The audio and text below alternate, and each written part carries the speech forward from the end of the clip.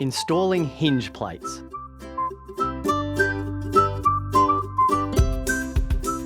For your cabinets that require doors, you'll need to install hinge plates on the inside of your cabinet carcass. Start by gathering all the hinges required for the cabinet you're working on. To ensure you install the hinge plate the correct way, look for the small arrow imprinted on the face of the hinge plate. This indicates the way the hinge plate is to be installed, with the arrow pointing towards the front of the cabinet. Press the hinge plate into the two vertically aligned holes along the inside of the cabinet carcass. These will be located towards the top, bottom, and depending on your cabinet type, may also be in the middle of each side panel that has a door.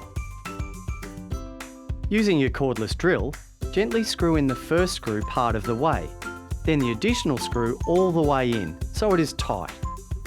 Then finish off by tightening the first screw the whole way. Repeat the process for the remaining hinge plates. goFlatpacks recommends installing your cabinets before affixing your doors onto their hinge plates. Congratulations, you have successfully installed your goFlatpacks hinge plates.